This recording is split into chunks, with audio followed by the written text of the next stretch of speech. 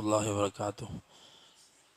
الحمد لله رب العالمين والصلاة والسلام على سيد المرسلين وعلى آله وصحبه أجمعين أما بعد فأعوذ بالله من الشيطان الرجيم بسم الله الرحمن الرحيم وسيق الذين كفروا إلى جهنم زمرا حتى إذا جاءوها فتحت أبوابها وقال لهم خزنتها ألم يأتكم رسل منكم يتلون عليكم آيات ربكم وينذرونكم لقاء يومكم هذا قالوا بلى ولكن حقت كلمة العذاب على الكافرين صدق الله العظيم. கண்ணியத்துக்குரிய அல்லாஹ்வின் அடியார்களே, இன்றைய தினம் ஃபமன் அல்லும் ஓதப்பட்டது. 24வது ஜுஸு ஓதப்பட்டது. அந்த ஜுஸுவில் சூரத்து ஜுமர், அதே மாதிரி சூரத்துல் மூமின், சூரா ஹாமீம், சஜிதா ஆகிய சூறாக்கள் ஓதப்பட்டது. ஜுமர் என்று சொன்னால் கூட்டம், குழு, வகுப்பு என்பதாக சொல்லப்படும். ஜும்ரா அப்படிங்கிறனுடைய பன்மை தான் ஜுமர். இந்த சூறாவுக்கு ஏன் ஜுமர் என்று பெயர் வைக்கப்பட்டதுன்னு சொன்னால், நாளைக்கு ஆகிரத்தில் நடக்கக்கூடிய ஒரு நிகழ்வு அல்லாஹ் இந்த சூறாவில் சொல்லுவான். அதில் சொர்க்கவாசிகள் எப்படி அவங்க கூட்டம் கூட்டமாக சொர்க்கத்துக்கு அழைத்து செல்லப்படுவாங்க, அதே போல் நரகவாதிகள் எப்படி கூட்டம் கூட்டமாக நரகத்துக்கு அழைத்து செல்லப்படுவாங்க என்ற காட்சி அல்லாஹ் சுப்ஹானஹு வ தஆலா இந்த சூறாவில் ஒரு இடத்த சொல்கிறதுனால இந்த சூறாவுக்கு பேர் ஜும்ரா. அல்லாஹ் அதில் சொல்லுவான், முதலாவது காஃபிர்கள் விஷயமாக, ஒனுஃபிக ஃபிஸ்ஸூரி ஃபஸஇக மன் ஃபிஸ் ஸமாவாதி வல் அர்த். சூர் ஊதப்படும். முதல் சூர் ஊதப்படும் போது முழு உலகம் அழிஞ்சிரும், எல்லாரும் மூத்தாகிடுவாங்க. இன்னொரு சூர் ஊதப்படும், எல்லாரும் கபூர்லேருந்து எழுப்பப்படுவாங்க. ஆனால் அது ரெண்டு சூருக்கு இடையில் 40 வருஷம் போயிடும், எத்தனையோ வருஷங்கள் போயிடும். பிறகு திருப்பி 3வது சூர் ஊதப்படும். அப்போ எல்லாம் மயக்கம் போட்டு விழுந்துருவாங்க, மூத்தாக மாட்டாங்க, மயக்கமுற்று கிடப்பாங்க. பிறகு 4வது சூர் ஊதும் போது தான் எல்லாரும் மஹ்ஷர் மைதானத்தில் நிறுத்தப்படுவாங்க. இப்படியாக 4 சூர் ஊதப்படும் அல்லது 3 சூர் என்பதாக பல கருத்துக்கள் இருக்குது. அதில் அல்லாஹ் இன்னைக்கு ஓதப்பட்ட வசனத்தில் அல்லாஹ் சொன்னான், சும்ம நுஃபிக ஃபீஹி ஃபஸஇக மன் ஃபிஸ் ஸமாவாத். எந்த சூருக்கு பிறகு மக்கள் மயக்கமுற்று விழுவார்கள், பிறகு அல்லாஹ்வின் சன்னிதானத்தில் மஹ்ஷர் மைதானத்தில் கேள்வி கணக்குக்காக நிறுத்தப்படுவார்களோ அது பற்றி ஓதப்பட்டது. அதை பற்றி கூட நபி ஸல்லல்லாஹு அலைஹி வஸல்லம் சொல்லும் போது சொல்லுவாங்க, அதாவது ஒரு சந்தர்ப்பத்தில் நபி ஸல்லல்லாஹு அலைஹி வஸல்லத்தை உயர்த்தியும் மூசா அலைஹிஸ்ஸலாம் அவங்கள கீழவாகவும் அவங்கள தாழ்த்தியும் ஒரு சந்தர்ப்பத்தில் சஹாபாக்களில் ஒருத்தவங்க பேசும்போது நபி ஸல்லல்லாஹு அலைஹி வஸல்லம் அப்படி பேசாதீங்கம்பாங்க. இப்படி ஒப்பிட்டு உயர்த்தி தாழ்த்தி பேசக்கூடாது, அல்லாஹ் என்ன சிறப்பிச்சிருக்கிறான்னா அது வேறு வகையில். மூசா அலைஹிஸ்ஸலாம் அவர்களை நான் எங்கே பார்த்தேன் என்று சொன்னால், சூர் ஊதப்பட்டு மயக்கமுற்ற நிலையில் இருக்கும்போது, 2வது அந்த 3வது சூர் ஊதும் போது மக்கள்லாம் மயக்கத்திலே தெளிஞ்சு எழுந்திருப்பாங்க அல்லாஹுடைய சன்னிதானத்தில். அப்போ நான் முதலாவது நான் தான் எழும்புனேன். அந்த எழும்பி பார்க்கும்போது மூசா அலைஹிஸ்ஸலாம் எனக்கு முன்னாடியே நிற்கிறாங்க. அவங்க அந்த மயக்கமுட்டு விழுந்தாங்களா அல்லது விழுந்து எனக்கு முன்னாடி அவங்க எழுப்பப்பட்டாங்களா தெரியாது. அப்போ எனக்கு முன்னாடி அவங்களுக்கு ஒரு அந்தஸ்து இருக்குது என்பதாக மூசா அலைஹிஸ்ஸலாம் சிறப்பை கூட இந்த இடத்துல சொல்லி காட்டுவாங்க. ஹைர். இப்போ அந்த விஷயத்தை அல்லாஹ் சொல்லி காட்டி மஹ்ஷர் மைதானத்தில் ஒரு முழு மனித சமுதாயமும் அங்கே கொண்டு வந்து நிறுத்தப்படும் விசாரணைக்காக. பிற நபிமார்கள் கொண்டு வரப்படுவாங்க. வஜி அபின் நபியின், பிற நபிமார்களை முதலாவது அழைத்து வரப்படும். வஷுஹதா, அந்த ஒவ்வொரு நபிமார்களும் இந்த சமுதாயத்துக்கு வந்து சாட்சி, அவங்க அல்லாஹுடைய ஏகத்துவத்தை எடுத்து சொன்னதுக்கான சாட்சியாளர்களும் கொண்டு வரப்படுவாங்க. விசாரணைகள் நடக்கும். இதெல்லாம் அல்லாஹ் ஒரே வரியில் சொல்லி முடிச்சிருவான். ஆனால் இதுக்கு விளக்கங்கள் பல ஆயத்துகளில் பல ஹதீஸ்களில் சொல்லப்பட்டிருக்குது, மஹ்ஷரில் என்னவெல்லாம் நிகழ்வு நடக்கும் என்பதாக. அப்போ கூட ஒரு சந்தர்ப்பத்தில் நபி ஸல்லல்லாஹு அலைஹி வஸல்லம் சொன்னாங்க, அல்லாஹ் முஹம்மது ஸல்லல்லாஹு அலைஹி வஸல்லம் உம்மத்தை நடுநிலையான உம்மத்தாக ஆக்கியிருக்கிறார். வஜஅல்னாக்கும் உம்மத்தம் வஸதா லிதகூனு ஷுஹதா அலன் நாஸ். ஒவ்வொரு சமுதாயத்திட்டையும் அல்லாஹ் விசாரிப்பானா, நாம் உங்களுக்கு நபிமார்களை அனுப்பலையா, உலகத்தில் இப்படி ஒரு வாழ்க்கை இருக்குதுன்று நபிமார்கள் சொல்லலையா என்று சொல்லும் போதெல்லாம் மறுத்துருவாங்களாம், எந்த நபியும் வரலை அப்படின்னு. அப்போ நபிமார்கள் சொல்லுவாங்க, இல்லையா அல்லாஹ், இவங்க பொய் சொல்கிறாங்க, நாங்கள் போய் எத்தி வச்சோம். இப்போ அல்லாஹ் நபிமார்கள்ட்ட கேட்பான், நீங்கள் இந்த மக்கள்கிட்ட எத்தி வச்சதுக்கான சாட்சி யார்? நீங்கள் உலகத்தை போய் எத்தி வச்சிங்கிறதுக்கு என்ன ஆதாரம்? அப்போ ஒவ்வொரு நபியும் நபி ஸல்லல்லாஹு அலைஹி வஸல்லம் உம்மத்தை காட்டுவாங்க. கடைசியில் வந்த உம்மத்தை காட்டி இவங்க தான் சாட்சி அப்படிம்பாங்களாம். சுப்ஹானல்லாஹ், எவ்வளோ பெரிய கண்ணியம் பாருங்கள். இந்த உம்மத்தை கூப்பிட்டு அல்லாஹ் கேட்பானா, இப்படி நூஹ் அலைஹிஸ்ஸலாம் வந்தாங்களா, மூசா அலைஹிஸ்ஸலாம் வந்தாங்களா? இந்த உம்மத்தினர்கள் சொல்லுவார்கள், யா அல்லாஹ், சத்தியமாக எல்லா நபிமார்களும் வந்தார்கள், அவரவருடைய சமுதாயத்துக்கு எத்தி வைத்தார்கள் என்று சொல்லும் போது அந்தந்த சமுதாயம் ஆச்சரியத்தோடு கேட்பாங்களாம், இவங்கெல்லாம் பின்னாடி வந்தாங்க, இவங்களாம் எங்களை பார்க்கவே இல்லை, இவங்க எப்படி நாங்கள் வந்தோன்னு செய்தி சொல்லுவாங்க?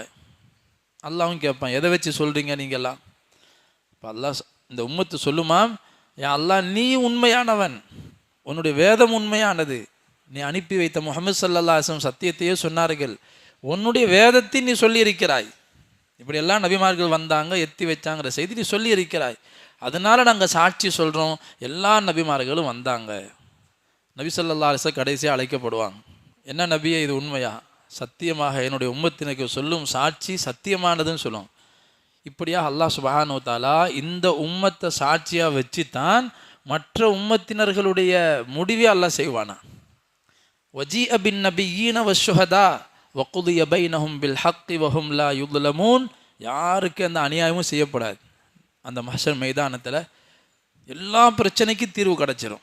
உலகத்தில் எத்தனையோ பிரச்சனையோடு மனுஷன் ஒத்தாகிடுவான், தீர்வே கிடைக்காது. கோர்ட்டுக்கு அலைஞ்சி எத்தனையோ பிரச்சனையில் போய் சிக்கி நீதமே கிடைக்க பாதிக்கப்பட்டு உலகத்தில் நீதிமன்றங்களால் அதை தீர்ப்பு செய்ய முடியாது. இன்னும் சொல்லப்போனால் நீதிமன்றமெல்லாம் மாற்றமாக செய்கிற இடமா மாறிட்டுருக்கு. இன்றைக்கி நீதித்துறையே கேள்விக்குறியாக இருக்குது. எல்லா அநியாயங்களே தீர்ப்பாக வரக்கூடிய காலத்தில் வாழ்ந்துட்டு இருக்கிறோம். இதுக்கு தீர்வு எங்கே கிடைக்கும்? மாலிகி யௌமித்தீன். தீர்ப்பு வழங்குறதுக்கு ஒரு நாளை வச்சிருக்கிறான் அல்லாஹ். 2 ஆடுகள் மோதி கொண்டா கூட அதுக்கு தீர்ப்பு இருக்குது மறுமையில்.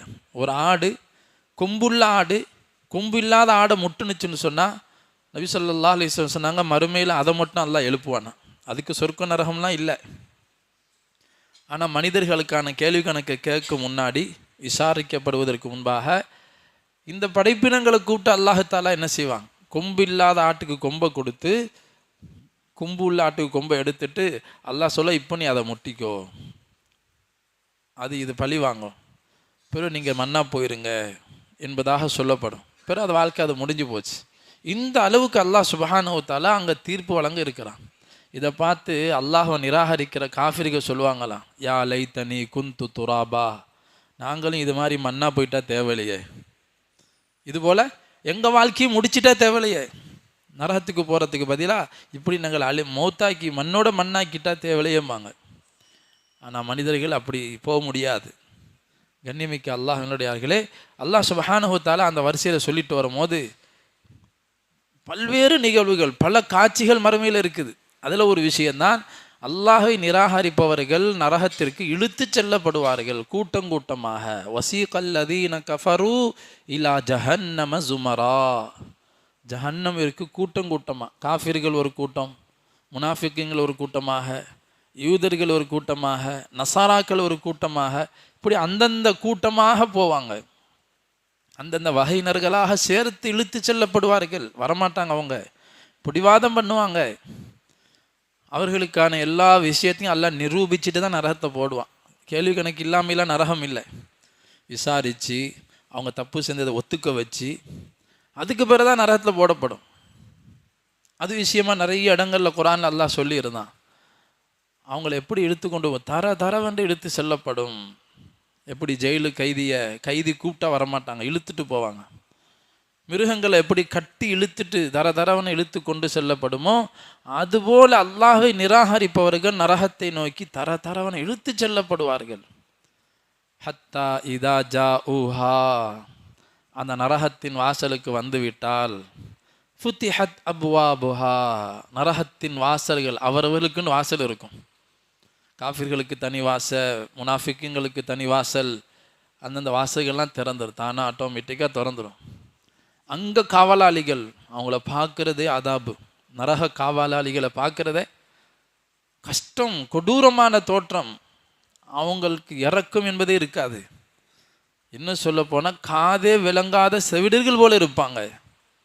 அந்த மலக்குகள் கேட்பாங்களாம், வகால லஹும் ஹஸனத்துஹா, அந்த நரகத்தின் காவலாளிகள் கேட்பார்கள், அலம் யத்திக்கும் ருசுலும் மின்கும் யத்தூன அலைக்கும் ஆயாத்தி ரப்பிக்கும், அல்லாஹ்வின் வசனங்களை ஓதி காட்டக்கூடிய அல்லாஹ்வின் தூதர்கள் உங்களிடத்தில் வரவில்லையா?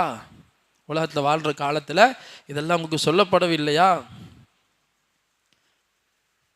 வயுந்திரூனக்கும் லிகாஅ யௌமிக்கும் ஹாதா, இப்படி ஒரு நாள் இருக்கிறது, இப்படி ஒரு நரகம் இருக்கிறது என்ற செய்தியெல்லாம் உலகத்தை உங்களுக்கு எச்சரிக்கை செய்யவில்லையா?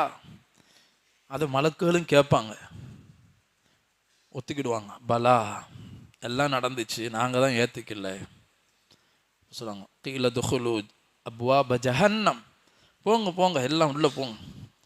ஃபபிஸ மஸ்வல் முத்தகப்பிரீன், அகம்பாவம் பிடித்தவர்களுக்கு மோசமான இடம் இதுதான். மோசமான இடங்கிறது நரகம்தான், வேற எதுவும் மோசம் கிடையாது. அல்லாஹ் பாதுகாக்கணும். பிறகு அல்லாஹ் சொர்க்கவாசியோட தன்மையை சொல்லலாம், வசீகல்லதீன தகவ் ரப்பஹும் இலல் ஜன்னதி சுமரா, அதே வார்த்தை அல்லாஹ் சொல்றான். அல்லாஹ்வை அஞ்சி வாழ்ந்த முத்தகீன்கள் சொர்க்கத்தின் பக்கமாக கூட்டம் கூட்டமாக அழைத்து செல்லப்படுவார்கள். முதல் கூட்டமாக நபிமார்கள் அழைத்து செல்லப்படுவாங்க. நபிமார்களில் முதன்மையாக முஹம்மது ஸல்லல்லாஹு அலைஹி வஸல்லம் போவாங்க. நபி ஸல்லல்லாஹு அலைஹி சொல்லுவாங்க, நபிமார்களில் மனித சமுதாயத்தின் நான் தான் முதலாக சொர்க்கத்தின் வாசல் கதவை தட்டுவேன். கேட்கப்படும், யார் என்று கேட்கப்படும். முஹம்மது ஸல்லல்லாஹு அலைஹி வஸல்லம் பேர் சொல்லப்படும். சொல்லுவாங்க, உங்களுக்காகத்தான் முதலில் திறக்க வேண்டும் என்று ஏவப்பட்டுள்ளேன் என்று சொல்லி கதவு திறக்கப்படும். முதல் நபராக முஹம்மது ஸல்லல்லாஹு அலைஹி வஸல்லம் போவாங்க. இப்படி நபிமார்களுடைய ஜமாத். அதுக்கு பிறகு அடுத்து சித்திகீன்கள், சுஹதாக்கள், பிறகு நல்லடியார்கள். இப்படி ஒவ்வொரு வகையினர்களாக எப்படி அழைத்து செல்லப்படுவார்கள். எப்படி புது மாப்பிள்ளைய மனைவி வீட்டுக்கு அழைச்சிட்டு போகிறாங்களே, இது மாதிரிலாம் இல்லை, இதை விட கண்ணியமாக உலகத்தில் அரசர்களுக்கு வரவேற்பு கொடுக்கப்படுது, அப்படி அல்ல, அதை விட பயங்கரமான வரவேற்பு. இரு மருங்கிலும் மலக்குமார்கள் என்று கொண்டு சொர்க்கம் வரைக்கும் சலாமுன் அலைக்கும் திபுத்தும் ஃபதுஹுலுஹா காலிதீன், சலாம் சொல்லுவாங்க மலக்குமார்கள், வாங்க வாங்க போங்க. நீங்கள் உலகத்தில் சின்ன வாழ்க்கை, ரொம்ப கொஞ்சம் வாழ்க்கை, சாதாரண செல்வத்தை தான் அல்லாஹ் கேட்டான். அல்லாஹ்வை நம்புனீங்க, ஈமான் கொண்டீங்க, சின்ன அமலு தான், கிடைக்கிற பரிசை பாருங்க. அதெல்லாம் நமக்கு விளங்காததுனால என்னதனாண்டு இருக்கிறோம். அல்லாஹ் தரப்போகிற பரிசுகள்லாம் உலகத்தில் கிடைக்கிற பரிசு மாதிரி இல்லை. ஒரு சாதாரண மோமினுக்கு பெரிய அமலெல்லாம் பெருசாக செய்யலை, அல்லாஹ்வை நம்புனார், அல்லாஹ் ஒருத்தன் இருக்கிறான், அல்லாஹ் பார்த்துட்டு இருக்கிறான், அல்லாஹ் மகா சக்தி உள்ளவன், அல்லாஹ்வுடைய கட்டளைகளில் ஃபர்து மட்டும்தான் தொழுதார், பெருசாக அமல்லாம் செய்யலை. அந்த சாதாரண மோமினுக்கு கிடைக்கிற பரிசை பற்றி நபி ஸல்லல்லாஹு அலைஹி சொன்னாங்க, இந்த உலகத்தை போல் 10 மடங்கு பெருசு சொர்க்கம் அந்த ஒருத்தருக்கு. நம்ம நினைக்கலாம் 10 மடங்கு பெருசாக சொர்க்கத்தை வச்சு என்ன செய்யறது, இவ்வளோ பெரிய சொர்க்கம் எதுக்கு, அப்படி நம்ம உலகத்தை நினைக்கிறோமா? சின்ன குடிசையில் வாழ்ந்தால் போதுன்னு நினைக்கிறோமா? இவ்வளோ பெரிய வீடு எதுக்குன்னு நினைக்கிறோமா? பெருசாக கட்ட ஆசைப்படுறோம்ல. அப்போ அல்லாஹ் தஆலா மனிதனுடைய உள்ளத்தில் அவ்வளோ ஆசைகளை வச்சு தான் படைச்சிருக்கிறான். அவனுடைய ஆசைகள் அங்கே போனால் தான் விளங்கும், இது சின்ன சொர்க்கமாச்சே, இதை விட பெரிய பெரிய அந்தஸ்தில் உள்ளவங்களை பார்த்து அப்போ அவர் கை சேதப்படுவார். ஆஹா, ஒரு சுப்ஹானல்லாஹ் இவர் என்னை விட முந்திட்டாரே, அவரை விட கொஞ்சம் கூடுதலாக கொஞ்சம் சுன்னத்துகளை கூட்டி இருக்கலாமே. ஒரு சுப்ஹானல்லாஹ் கொண்டு ஒருத்தர் படித்தரம் வான பூமிக்கு இடையில உயர்ந்துருமா? அங்கே போய் உயர்த்த முடியாது. அப்போ இந்த சொர்க்கவாசிகள் அழைத்து செல்லப்படக்கூடிய அந்த வரவேற்பு, மலக்குமார்கள் அந்த சொர்க்க வாசலில் நின்று வரவேற்பாங்க.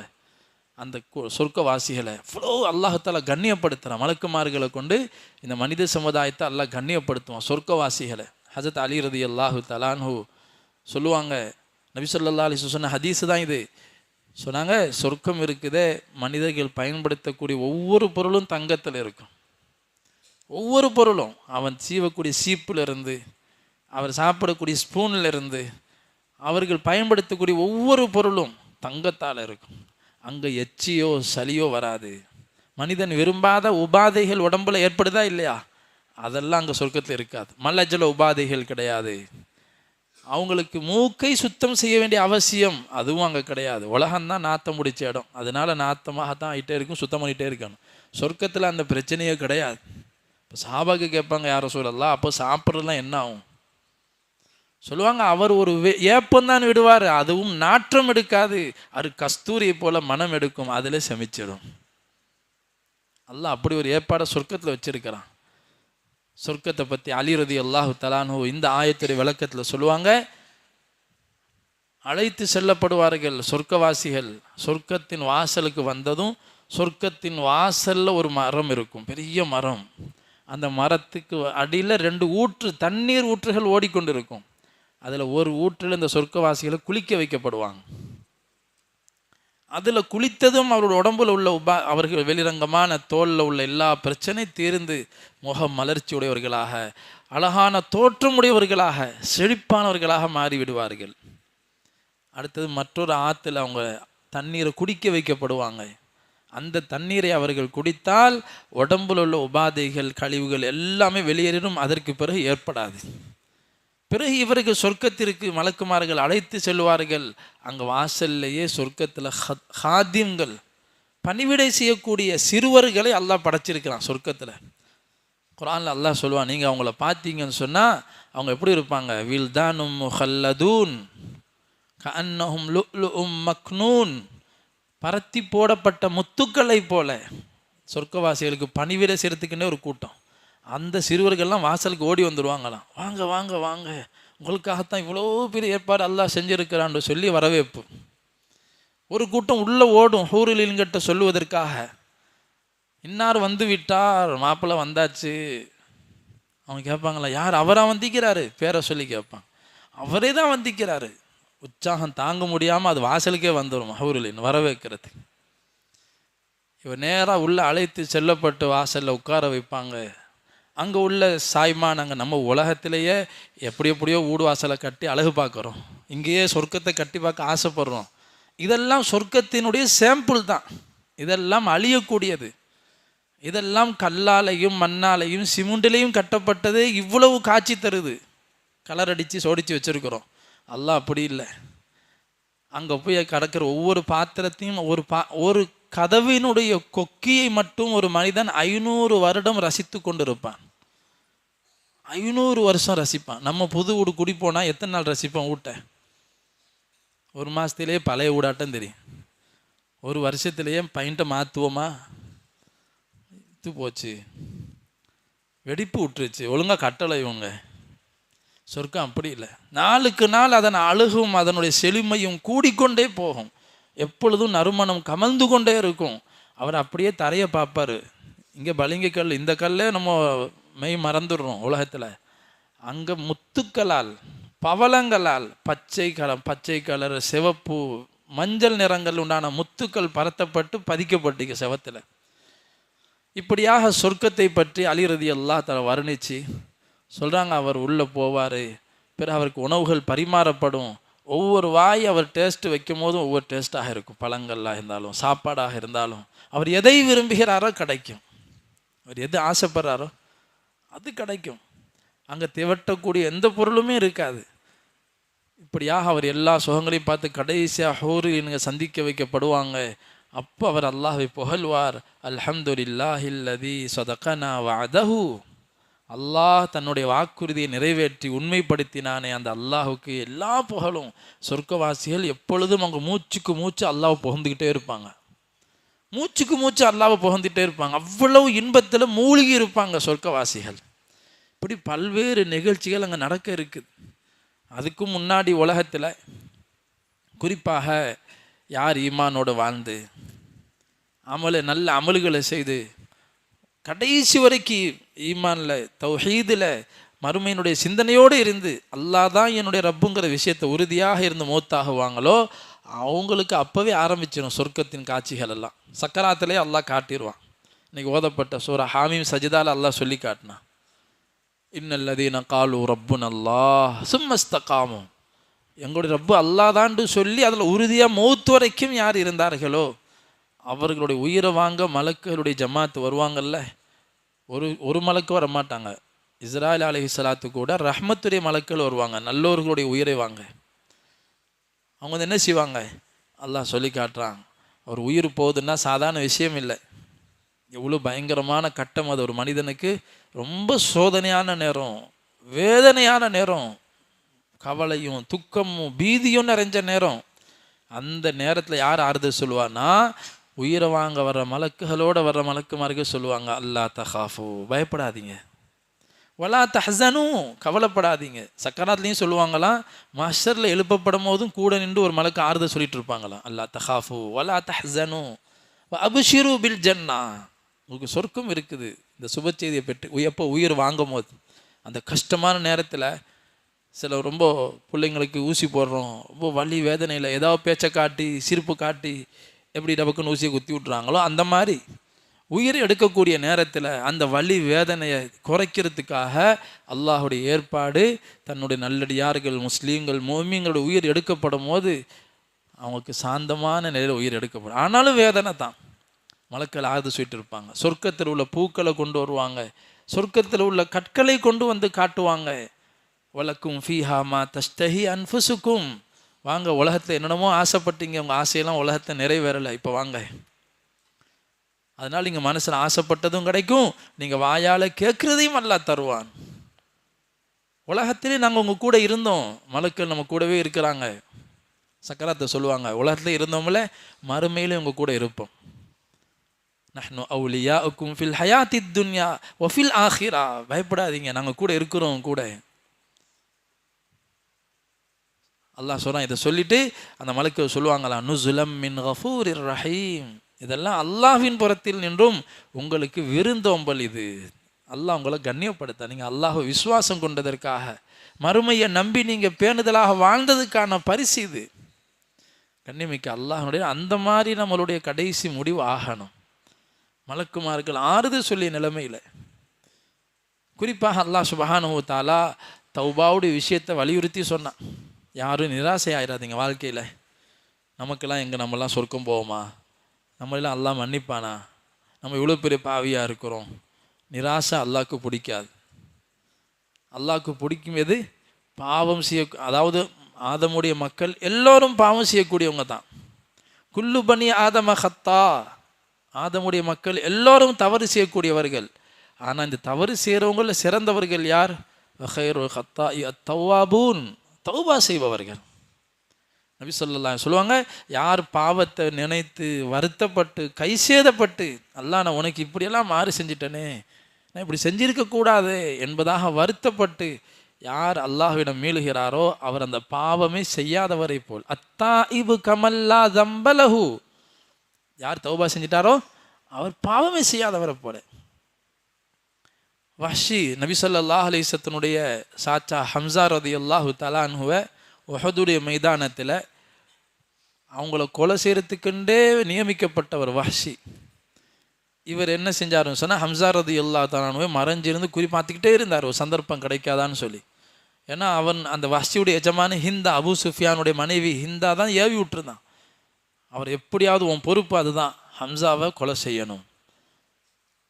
ஹம்ஸா ரலியல்லாஹு தஆலா அன்ஹு கடுமையான யுத்தத்தில் சிங்கமாக அவங்க வேகமாக சுழன்று கொண்டிருக்கிற நேரம், அப்படி ஒதுங்கி ஒதுங்கி ஒரு மரத்துக்கிட்ட இவங்க வஹ்ஷி இருக்கிற இடம் பக்கம் வர்றாங்க. அவங்க முழுமையாக கவச உடை உடுத்திருக்கிறாங்க, இரும்பு கவச உடை, எங்கேயுமே அம்பு பாய்ச்ச இயலாது. ஒரு நேரம் வேகமாக வாழை சுழட்டும் போது இடுப்பு கிட்ட லேசாக அந்த உருக்கு சட்டை உயருது, இடுப்பு தெரியுது. அந்த நேரம் அந்த குறி பார்த்து சரியாக இடுப்பில் அவர் விஷம் தோய்க்கப்பட்டு அம்பை பாய்ச்சிட்டார். துடிச்சு ஹம்ஸா ரலியல்லாஹு அங்கே விழுந்தாங்க, ஷஹீதாயிட்டாங்க. இதை கொன்றது யார், வஹ்ஷி. நபி ஸல்லல்லாஹு அலைஹி வஸல்லம் கடுமையான வருத்தப்பட்டு, இந்த மாதிரி ஒரு சோக காட்சியை நபிசாசம் பார்த்ததில்லை. சின்ன பின்னமாக்கப்பட்ட ஹிந்தாங்கிற பெண்ணு ஹம்ஸா ரலியல்லாஹு தஆலா அன்ஹுடைய ஜனாசாவை கிழித்து அவருடைய குடல், அவருடைய ஈரல், அவருடைய ஆட்டு எல்லாத்தையும் கடித்து துப்புன பெண். அவ்வளோ வெறி கொண்டவள் ஹிந்தா. நபி ஸல்லல்லாஹு அலைஹி வஸல்லம் இதை தாங்கி கொள்ளவே முடியலை. அந்த வஹ்ஷிக்கு நபி ஸல்லல்லாஹு அலைஹி வஸல்லம் ஒரு கட்டத்தில் தாவத் கொடுத்தாங்க. கலிமா சொல்லிடு, ஈமான் ஏற்றுக்கோ, உனக்கு மன்னிப்பு இருக்குதுன்னு சொல்லி. மன்னிப்பு இருக்கும் சார், தாவத் கொடுத்தாங்க. அப்போ வஹ்ஷி கேட்டார், நான் இவ்வளோ அநியாயம் செஞ்சவன், நீங்கள் அது செய்யக்கூடாது, விபச்சாரம் செய்யக்கூடாது, கொலை செய்யக்கூடாது, இதெல்லாம் ஹராமுன்னு சொல்கிறீங்க, நான் எல்லாத்தையும் செஞ்ச மா பாதகன், நான் இஸ்லாமாகி என்ன பிரயோஜனம்னு கேட்டார். அப்போ அல்லாஹ் சொன்னா, இல்லா மன் தாப வ ஆமன வ அமில அமலன் சாலிஹா, யார் தௌபா செய்து அல்லாஹ் விசுவாசம் கொண்டு திருந்தி பச்சாதாபப்பட்டு தீனுக்குள்ளே வந்துடுறாங்களோ அவங்க எல்லாம் மன்னிக்கப்பட்டுருவாங்க. இப்போ வஹ்ஷி சொன்னாரா, இதெல்லாம் இவ்வளோ பெரிய வேலை, இனி ஈமான் கொண்டு இவ்வளோ நல்லாமல்லாம் செஞ்சாதான் மன்னிப்பா, கஷ்டமாச்சு அப்படின்றார். அப்போ அல்லாஹ் சொன்னா, இன்னல்லாஹ லா யக்ஃபிரு அன் யுஷ்ரக பிஹி வ யக்ஃபிரு மா தூன தாலிக், ஷிர்க்கை மட்டும் அல்லாஹ் மன்னிக்க மாட்டான், வேறு எல்லாத்தையும் அல்லாஹ் மன்னிக்க தயார். அப்போ அவருக்கு திருப்தி இல்லை, இதில் எனக்கு மன்னிப்பு எங்கே வாக்கு இருக்குது. அப்போ தான் அல்லாஹ் இன்னைக்கு ஓதப்பட்ட வசனத்தில், குல் நபியை சொல்லுங்க, யா இபாதி அல்லதீன அஸ்ரஃபு அலா அன்ஃபுஸிஹிம் லா தக்னது மிர் ரஹ்மத்தில்லாஹ், தனக்குத்தானே அநியாயம் செய்து கொண்ட என்னுடைய அடியார்களே, அல்லாஹுடைய ரஹ்மத்தில் கருணையில் நிராசை வேண்டாம், அல்லாஹ்ட்ட வாங்க, நான் மன்னிக்கிறேன். இன்னல்லாஹ் யக்ஃபிரு ذுனூப ஜமீஆ, நான் எல்லா பாவத்தையும் மன்னிக்கிறேன்னு சொன்ன பேர் தான் வஹ்ஷிக்கு திருப்தி ஆணுச்சு. எனக்கும் மன்னிப்பு இருக்குது, நானும் எனக்கு நானே அநியாயம் செய்து கொண்ட பாவி தானே, அல்லாஹ் என்னையும் அடியாண்டு சொல்லி கூப்பிட்றான், யா இபாதி, என்னுடைய அடியார்களே நிராசை ஆவாதீங்க. இவ்வளோ பெரிய மாபாதக செயலை செஞ்சவர். அதனால தான் நபி ஸல்லல்லாஹு அலைஹி வஸல்லம் உம்மத்துக்கு சொன்னாங்க, முற்காலத்தில் ஒருத்தர் இருந்தார், 100 கொலை செய்த மனிதர், 100 கொலை செஞ்சது, ஒரு கொலைன்றாலே அவனை எவ்வளோ பெரிய பாவியாக பார்ப்போம், 100 கொலை செஞ்சவன் 100 கொலை செய்ய போகிறான், 99 கொலை செஞ்ச பேர் தான் அவனுக்கு கவலையே வருது. ஆஹா, இதில் ஒரு 100 சாதிக்க போகிறோமே, அப்போ தான் அவனுக்கு கவலையே வருது. அப்போ உள்ள ஒரு பாதிரியார்கிட்ட போய், இந்த மாதிரி எனக்கு மன்னிப்பு இருக்குதா, நான் 99 கொலை செஞ்ச பாவியாக இருக்கிறேனே, ஒரு கொலை செஞ்சவனை பார்த்தா எனக்கு அதிர்ச்சி, இயல்பாகவே அதிர்ச்சி வந்துடும், அவனை எவ்வளோ மோசமாக பார்ப்போம். அந்த பாதிரியாரும் அப்படி அதிர்ச்சி ஆகிட்டார், பாவி 99 கொலை செஞ்சியா, உனக்கு எங்கப்பா மன்னிப்பு இருக்குதுன்ட்டார். இவனுக்கு அந்த இதிலே பழக்கப்பட்டவன், அவரையும் போட்டுட்டான். இப்போ 100 ஆயிடுச்சு, இதுக்கு வழியே இல்லையா, திருப்பி அவருக்கு கவலை. இன்னொரு பாதிரியார்கிட்ட போய் விஷயத்தை சொல்கிறாரு, அவர் உஷாராயிட்டார், ஆஹா நம்மளை 101 ஆக்கிடுவான்.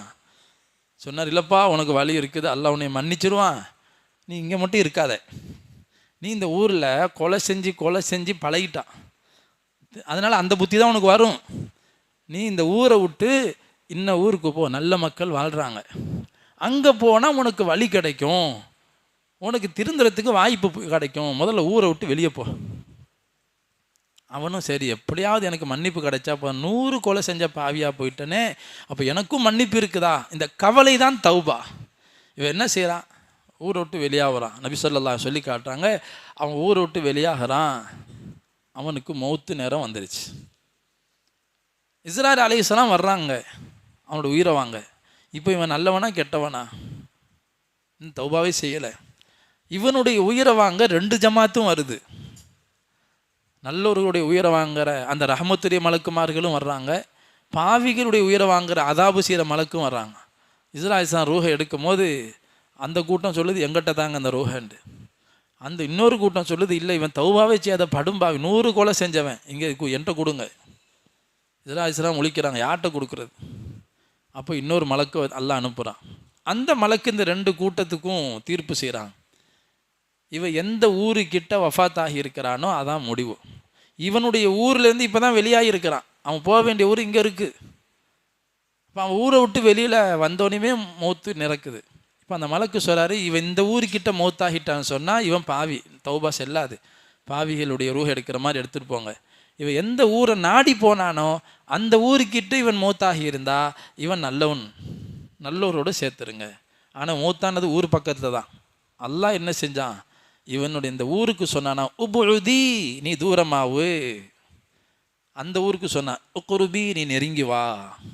இப்போ அளந்து பார்க்குறாங்க, எந்த ஊரை நாடி போனானோ அந்த ஊருக்கிட்ட மௌத்தான மாதிரி இருக்குது, நல்லவருடைய ரூஹில் சேர்க்கப்பட்டுருச்சு. நபி ஸல்லல்லாஹு சொன்னாங்க, 100 கொலை செஞ்சவனே அல்லாஹ் மன்னிச்சிக்கிறான், நிராசை ஆகாதீங்க. விஷயம் உள்ளத்தில் கவலை இருக்கணும், கை சேதப்படணும். பாவம் செஞ்சு சந்தோஷப்படக்கூடாது. பாவம் செஞ்சுட்டு நான் சாதிச்சிட்டேன், எனக்கு ஒரு பாவம் செய்கிற சந்தர்ப்பம் கிடச்சிச்சின்னு சந்தோஷப்பட்டால் தௌபா கிடையாது. தௌபா செய்யும் போது உறுதி இருக்கணும், இனிமேல் இந்த பாவத்தை செய்ய மாட்டேன்ட்டு. உறுதி இல்லை, தௌபா செய்யும் போதே நினைக்கிறாரு இப்போயும் தௌபா செய்வோம், திருப்பி பாவம் செஞ்சுட்டு அப்புறமும் இன்னும் தௌபா செய்வோம். அல்லாஹ்க்கு தெரியும் நீ எந்த நியத்தோட தௌபா செய்கிறோன்ட்டு. இப்போ உறுதியான எண்ணமும் இருக்கணும், இனி செய்ய மாட்டேன்னு சொல்லி செஞ்சதை நினச்சி வருத்தப்படணும். இதுதான் அசலான தௌபா. அப்படி உறுதியான தௌபா செஞ்ச பிறகு ஒரு மனிதன் திருப்பி பாவத்தில் விழுந்துட்டான், திருப்பி அதே மாதிரி உறுதியாக தௌபா செய்யணுமே செய்யவே கூடாதுண்டு. அப்போ அல்லாஹ் மன்னிப்பான். இந்த மாதிரி உறுதியோடு 70 முறை பாவம் செய்தாலும் அல்லாஹ் அவனை மன்னிச்சுக்கிட்டே இருப்பான். தௌபா செய்யும் போது உண்மையான உள்ளத்தோடு செய்யணும். அதனால தான் அல்லாஹ் தாலா தௌபா செய்கிற விஷயத்தை சொல்லிட்டு சொல்கிறான், நீங்கள் மௌத்துக்கு முன்னாடி தௌபா செய்யுங்க. திடீர்னு நான் பிடிப்பேன் அப்போ நீங்கள் தௌபா செஞ்சுட்டு புலம்பக்கூடாது. தக்கூல நஃப்ஸின் யா ஹஸ்ரதா அலாமா ஃபர்ரத்து ஃபி ஜம்பில்லா. நான் முன்னாடியே அல்லாஹ் பக்கம் திரும்பி இருக்கணுமே, நான் முன்னாடியே அல்லாஹ் பக்கம் திரும்பி இருக்கணுமே. அல்லது இப்படி சொல்லக்கூடாது, தக்கூல நஃப்ஸுன் அல்லாஹ் ஒரே தடவை திருப்பி உலகத்துக்கு அனுப்பு, திருப்பி உலகத்துக்கு அனுப்பு, நான் ஹிதாயத்தோட வாழ்ந்துட்டு வரேன்னு யாரும் சொல்லக்கூடாது. திடீர்னு வேதனை வந்த பிறகு யாருடைய தௌபாவை நான் ஏற்றுக்க மாட்டேன், அதுக்கு முன்னாடியே தௌபா செய்யுங்கன்னு சொல்லி அல்லாஹ் சொல்லுவான்.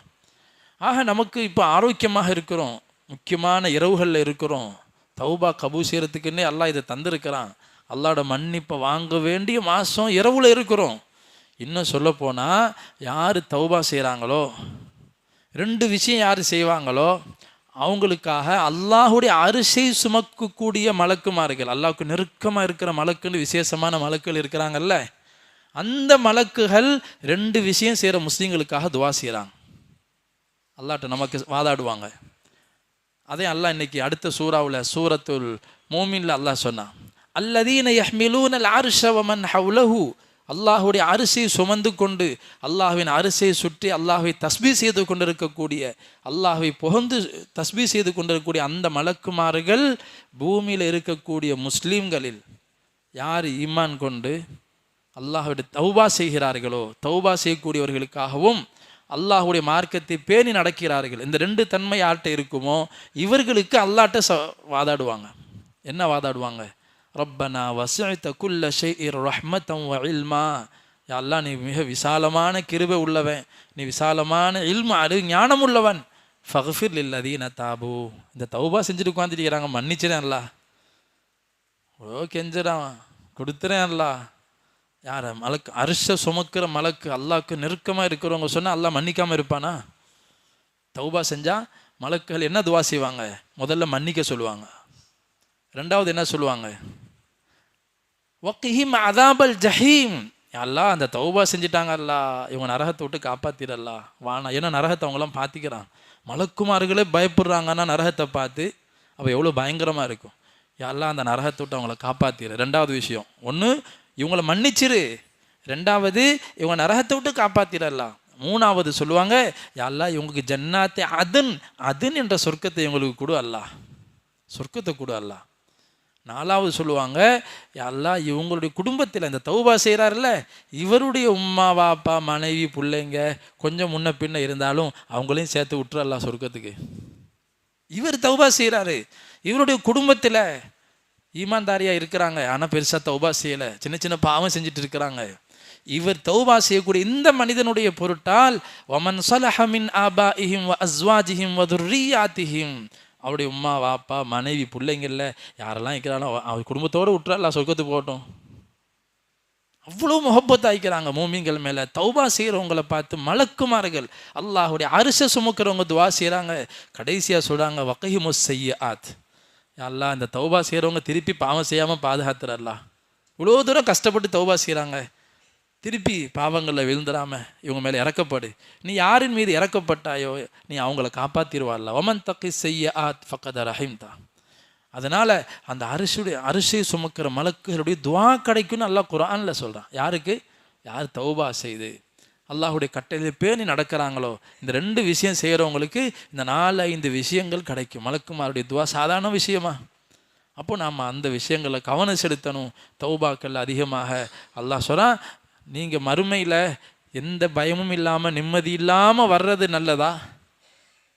யார் சிறந்த? அல்லாஹ் கேட்க, இன்னல் லதீன யுல்ஹிதூன ஃபி ஆயாத்தினா லா யக்ஃபூன அலைனா அஃபமை யுல்கா ஃபின்னாரி கைர். நரகத்தில் வீசப்படுகிறானே அவன் சிறந்தவனா? அம்மை யத்தி ஆமீன யௌமல் கியாமா. கியாம நாளில் எந்த அச்சமும் இல்லாமல் நிம்மதியாக வர்றாங்களே அவங்க சிறந்தவங்களா? இப்போ அந்த மாதிரி அல்லாஹ் சொல்லிட்டு சொல்லுவான், இஅமலு மா ஷி'தும். நீங்கள் என்ன வேணாலும் செய்யுங்க, இன்னஹு பிமா தஅமலூன பஸீர். நீங்கள் செய்கிறத நான் பார்த்துக்கிட்டே தான் இருக்கிறேன், நான் பார்த்துக்கிட்டு தான் இருக்கிறேன். நீங்கள் என்ன வேணாலும் உலகத்தை செய்யுங்க, உங்களுக்கு சுதந்திரம் கொடுத்துட்டேன். ஆனால் மறுமையில் வரும்போது நீங்கள் அச்சமற்றவர்களாக வரணும்னு சொன்னால் நான் சொன்ன மாதிரி வாழ்ந்துட்டு வாங்கன்னு சொல்கிறான். ஆக நாம் அந்த மாதிரி அச்சமற்ற நிலையில் ஆகிரத்தில் அல்லாஹுவை சந்திக்கிறதுக்கு நாம் இது போன்ற நாட்களை, விசேஷமான இரவுகளை, இது லைலத்துல் கத்ருடைய இரவாக கூட இருக்கலாம், நாம் இந்த இரவுகளில் தௌபால, இஸ்திக்ஃபாரில், அழுகையில், தொழுகையில் இந்த இரவை நாம் கழிக்கணும். அல்லாஹ் சுப்ஹானஹு தஆலா அந்த பாக்கியம் பெற்ற நல்லடியார் கூட்டத்தில் அல்லாஹ் நம்ம எல்லோரும் சேர்த்து அருள் புரிவானாக. ஆமீன். வாஹிர் தாவானா அல்ஹம்துலில்லாஹ். சுப்ஹானக்கல்லாஹும்ம பிஹம்திக நஷ்ஹது அல்லா இலாஹா இல்லா அன்த. அஸ்ஸலாமு அலைக்கும்.